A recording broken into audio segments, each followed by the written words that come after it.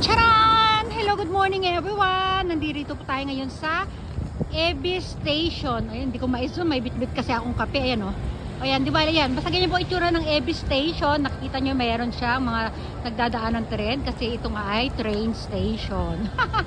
Ayan, ito ang itsura dito guys. Ayan, sa paligid ng Ebis Station. Paulit-ulit na tayo ng Ebis Station. Siyempre, yun ang ibinibida natin dito.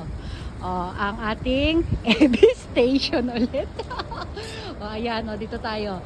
Ayan lang yung paligid niya. Nandito tayo sa pinaka, nasa gitna tayo ng, hindi naman tayo gitna ng kalsada. Sa gitna ng kalsada, merong parang park na maliit lang naman. Ayan, napapalibutan tayo ng mga stoplight. Ito na yung pinaka-park nila. Andito tayo, naka-standby. Di ba? Ayan, lakad-lakad tayo ha. Lakad-lakad tayo. Umuulan ngayon, nakikita nyo. Ayan, di ba? Ayan, ang ganda-ganda ng mga building dito, guys. Ang ang panahon ay maulan-ulan. Di ba? Dito po 'yan sa Ebis. Ebis, Tokyo. Ang basa ay Ebis, pero ang spelling po ay Ebisu. E-B-I-S-U. Ebisu. Pero sa Japanese ay Ebis. Di ba? Yan, may magandang dito. Ano ba to? Basta para siyang basta mga shop. Sa baba ay restaurant. Dito naman, hindi ko alam kung anong klaseng shop to. Natuwa lang ako dito sa mga dahon-dahon. Alam niyo naman, mahilig tayo sa mga dahon-dahon na yan. Di ba? Lahat sila nakapayong. Ako may payong, kaya lang ayoko gamitin, baka mabasa ko. Hindi kasi nakakatamad magbitbit ng payong nabasa, di ba? Hanggat mahina pa naman yung yung ulan, hindi ko pa ginagamit. Ayan, nandito sa bag ko, ayun, yung maliit na payong. Ang ganda niya.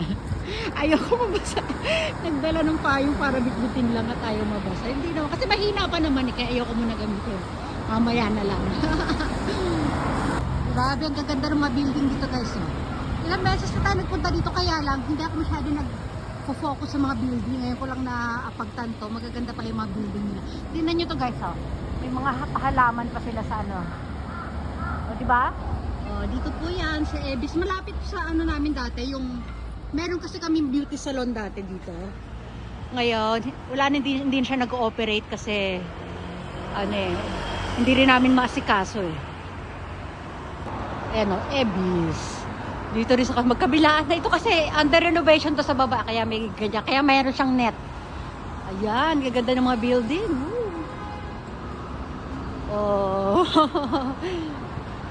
Ito guys, ang ganda. Alam nyo ba dito, itong na to, may mga ilaw yan sa gabi. Ayan ang ganda ng tsura niya sa gabi. Yung building na yan. Ito, iba rin tong building na to. Ang ganda din Diba, ang ganda ng design niya? Dito. Ako, babasa na ako. Ito tingnan dito, para siyang old style na restaurant. Akala mo, pag inapakan mo yung hagdanan, bibigay na yung Pero style niya po yan, Kita niyo ulan, ganda dito. Punta lang ako dito sa Kumbini. Ayan guys, dito yung eksaktong street kung saan meron kami shop dati. Doon sa dulo. Kaya lang din ako pupunta doon.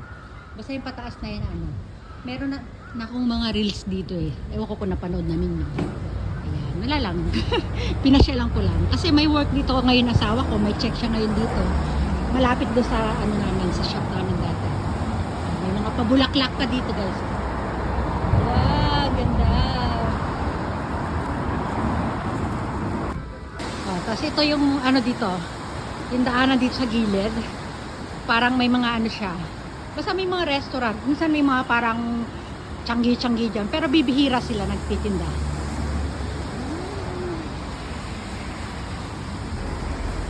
Ang ganda, di ba?